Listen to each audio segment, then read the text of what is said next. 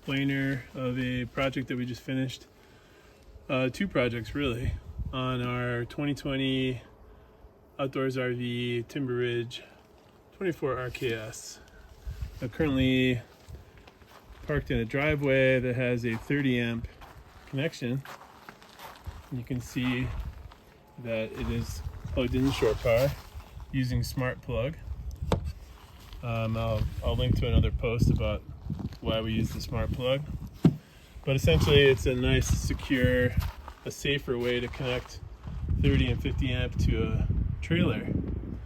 But the connection that you see here is actually new. It was originally on the back of our trailer. I'll show you where. We have a metal plate that we are using to cover because was a very large, like 3-inch hole where the shore power used to go in. You can see this is a cable and I don't remember what else, antenna of some sort. We never used those, but we did cover the hole with this plate and added some power specifically for a Starlink Mini, which needs more than 12 volts, especially with a long cable run. Be nice to paint that black so it matches, but it is what it is for now. It's all sealed and solid, and it passes through power, so we can use a Starlink Mini without having to pass the power through our slide. Normally, this side would be the service side, which has the dump for our galley, the kitchen, as well as the gray and black tank, the shower, and the toilet, and then the water inlet. So having the power on the other side isn't super ideal. However, we do have an extension cord, so in most campsites, certainly not a problem to pass that power through the wall. The real advantage is that we have all of our power and battery setup is basically directly behind this wall, and the batteries live under this window. And I'll show you what that looks like inside. We'll step inside. We have modified the original trailer, had a jackknife couch that acts as a extra bed and a place to lounge. It has now been modified just to be a wooden box with a mattress top on it, so you can sit on it. It's basically a bench, but inside of it is all our power stuff. Behind these straps, I have these strapped down so that when we're on a rough road, the drawers won't pop open. But behind these drawers, you can see down here, we have our DC fuses, and it's the power center for all of the circuit breakers and all the AC loads in our rig. We have other videos on how we put this all together, but essentially underneath the bench we have our batteries, 2 inverters, our solar charge controllers, our fusing, our Servo GX, all underneath this area. The reason we had to move the shore power to the closet area over here was because our charging from shore power suddenly stopped working, and we didn't really know why. I can tell you that the Romex entry was kind of under the sink area, went down under the floor. This unit is a 4-season trailer, so it has a conditioned basement, quote unquote basement. It's only a couple inches deep, but that has the ducting for all the air vents so that you can push warm air to keep your plumbing from freezing in cold weather. So the Romex went under the floor, from the sink, under the floor, and then popped out over here behind the junction box. So presumably we had a short, we melted our cable. We don't really know what happened, but to investigate the problem, we would have had to excavate that 30 amp Romex underneath our camper by removing the belly or who knows what. So instead we just decided to abandon that line and then just install a direct connection on that smart plug that I just showed you. And so we capped off both ends of that Romex and just abandoned it. And so while that was all going down, I thought to myself, you know, if we're going to go to the trouble of fixing this so we can charge for shore power, wouldn't it be nice if we had an alternate shore power option, so that if we ever had that problem in the future, we could at least temporarily connect to shore power or expand our power options, which is what we're doing in this video. So part one of this project was changing out our batteries. We had 4 100 amp hour lithium batteries, lithium iron phosphate from Battleborn. And 2 of the batteries we've had since 2017. So quite a long time. They've had quite a lot of use and a lot of cycles. More or less had no problems with them, although 2 of the batteries out of our 4 had to go back for a return RMA because they had a problem with the BMS. But back in the day, Battleborn was super cool about their service, and they replaced those batteries, no questions asked. So we had 2 that were from 2017, and then we had 2 more that were from 2020. So we've had quite a lot of years, 7 to 10 years on all 4 of those batteries. But there has been some recent videos showing some questionable engineering in those batteries, as well as questionable service, and it's a longer story. But basically it was time to replace our batteries. So we replaced with 4 new 100 amp hour batteries from Watt Cycle. They're basically just simple drop-in lithium iron phosphate, except they're much cheaper. For all 4 of these batteries, including shipping, it was less than 1 Battleborn battery. And they have the same capacity. And you can see the way our box is built. If we wanted to expand our capacity, we probably would need bigger batteries than these essentially group 27, group 24-ish batteries. These are actually smaller than the Battleborns. But we decided to just replace the 400 amp hours, which works for us most of the time. It's quite a lot of capacity for normal camping, quote unquote. And it fits in our space perfectly. In fact, these batteries are smaller, so there's quite a bit more room between the wall and the batteries. While we were at it, we added terminal fuses to each one of these. Let's see if I can get a picture of that for you. There are terminal fuses on each one, the positives, with 150 amp terminal fuse. It's called a MRBF fuse.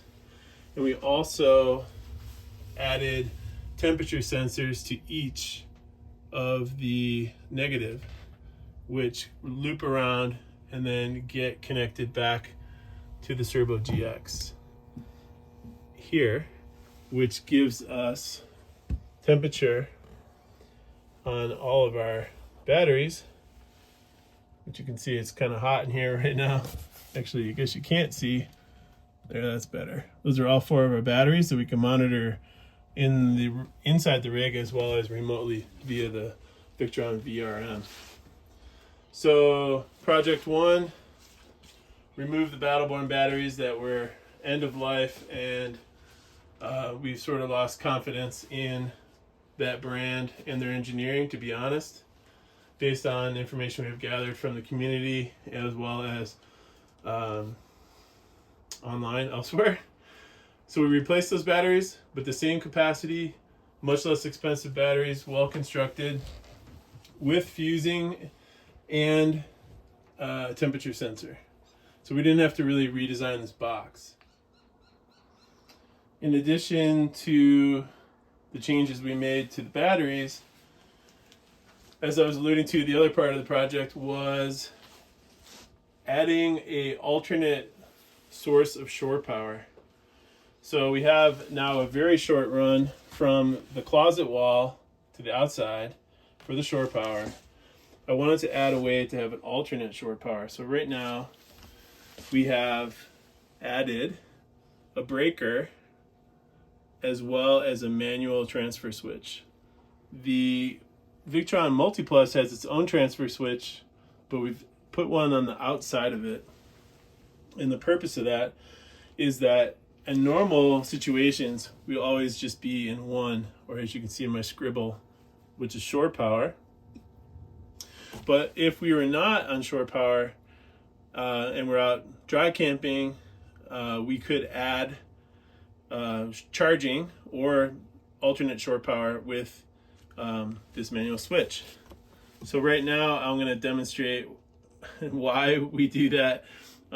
First of all, this gives us a breaker inside for shore power. If we were to have a short again like we did before, this breaker should trip before the Romex gets damaged. This is not normal and probably not something that people need, but something I wanted so that we could have a breaker that would trip before we have a cabling problem. So whether we're using the shore or the alternate power, it goes through this breaker.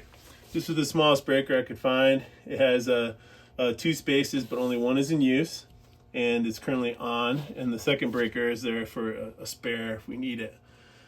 In this case, what we decided to do was get a all-in-one unit, and an all-in-one unit in this case is the Bluetti AC 300, or Elite, rather. Elite 300 is a new unit, and it sits conveniently in this space. It's very small and light compared to some of the bigger units, but it has, as you can see on that label, let's see, 3,000 watt hours, which is approximately 2.8 or so of these guys. So it's not quite 3. Technically, you would say 1280 watt hours would be what you'd get in a 100 amp hour 12 volt battery. And this one has 3,000. So why would we do this? When we need extra capacity, instead of adding 4 or 3 or whatever more batteries to this battery bank, we have the ability to have a removable all-in-one that is its own power source. So if we had a problem with these batteries, or we need more capacity, say it's shoulder season, there's not solar, we have 1,000 plus watts on the roof to recharge with when we're dry camping. We also have a small generator, but this gives us the option to have 2,400 watts, basically 20 amps of power, that is rechargeable by solar if we need it. Rechargeable, we can take it out of here, charge it on a wall plug, we could charge it in a friend's rig, we can charge it from our truck as we're driving, we could use it while camping in our truck camper, we can use it in case of emergencies at our house. Say we have an outage and we want to run the fridge and freezer for a couple days, or our internet, we could use it for tent camping if we do some car camping without our truck camper. So it gives us a versatile expansion without tying us to just a more capacity in this rig. Most of the time 400 amp hours is plenty, especially with the amount of solar that we have. This gives us another option. Okay, so what we have going on in here is there is a 30 amp plug, which is what you'd find on a normal camper. See if I can pull that off of there. On a 30 amp camper, this is an extension cord that we chop the end off of. So this plugs into the unit right here. We cut the handle off of it so that this door would close.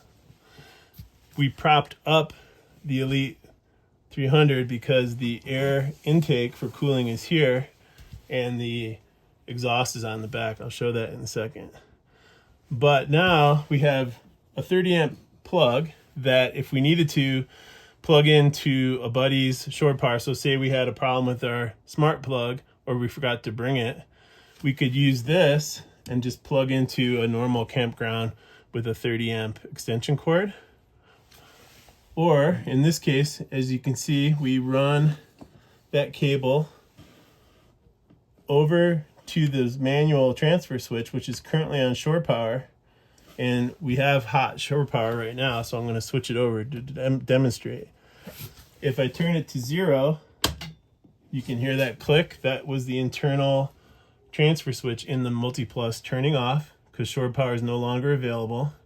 If we switch it to 2 and then fire up this unit, we can turn on the AC.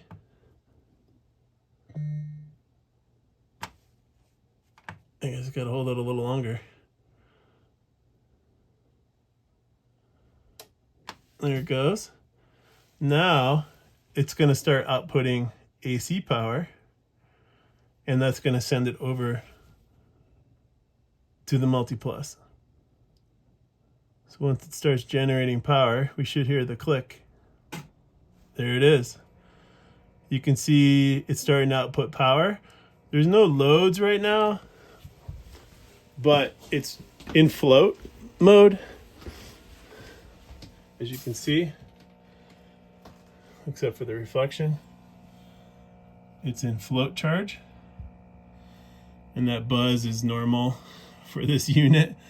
So it's floating, and it's floating from shore power, so it thinks it's got 78 watts of shore.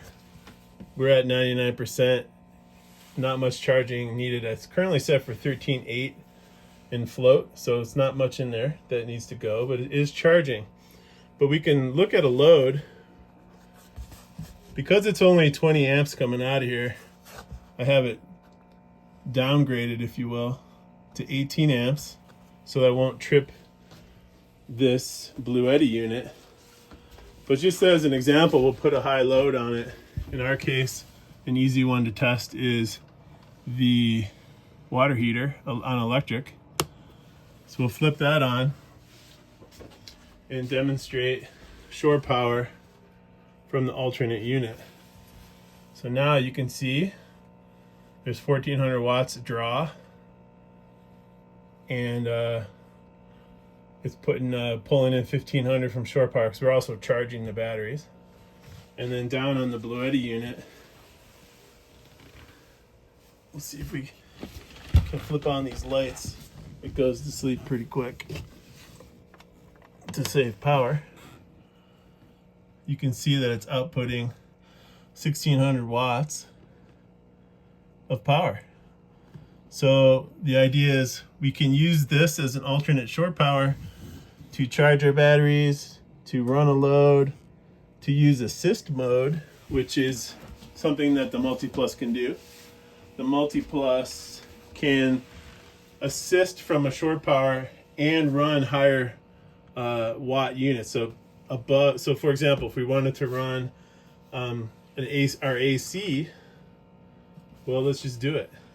It should work because we're limiting.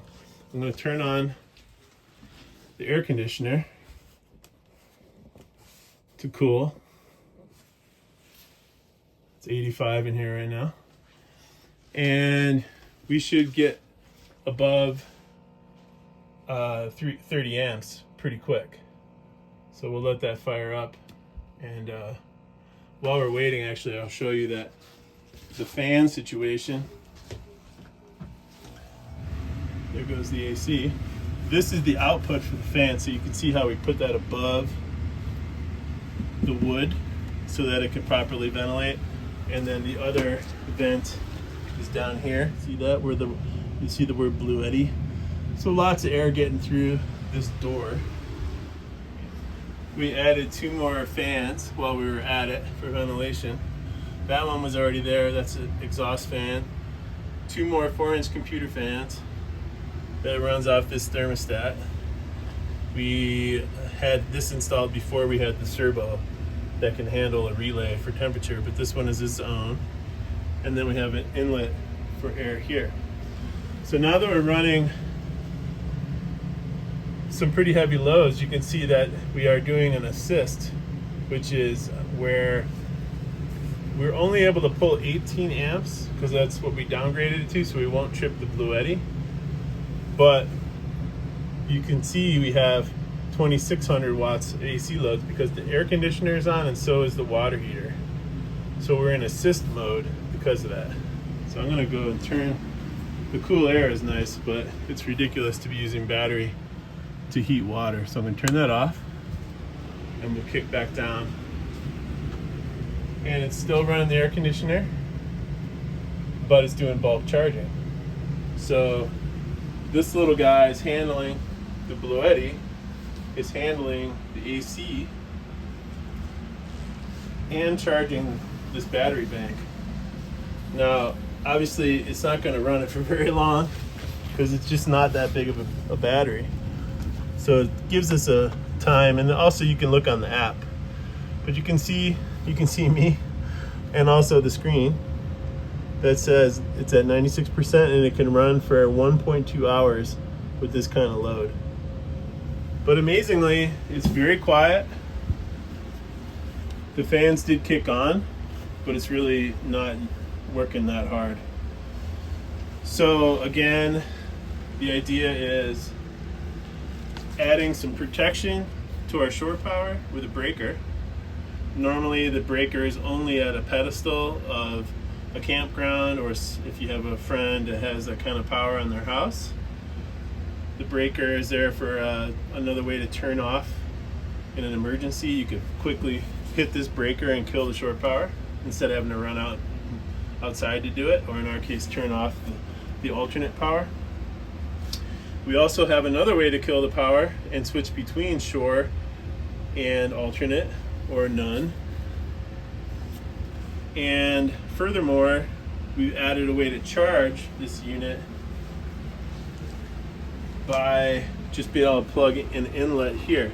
So while we're on option 2, I won't do that, because if we were to charge this unit, we'd be essentially charging it with itself. And I'm not going to just kill it, because it's probably not great for the air conditioner to just kill that power, but I will demonstrate the charging in the next clip. All right, I turned the air conditioner off, so I'm going to kill the alternate power. You heard the click. We have shore power while we're here, so we can switch over to that, or we could have left it on 0. We just don't want it to be on option 2 and charge at the same time. So once that shore power kicks on,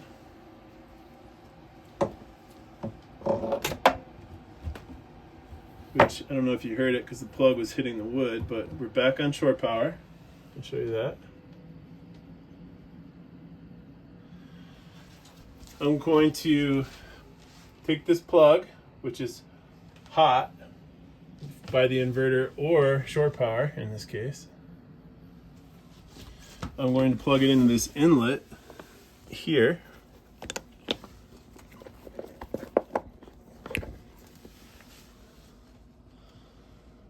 And we should start charging this guy.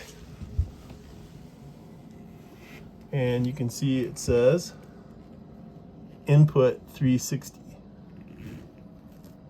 So that's just charging through the AC plug, which is on the side of the unit.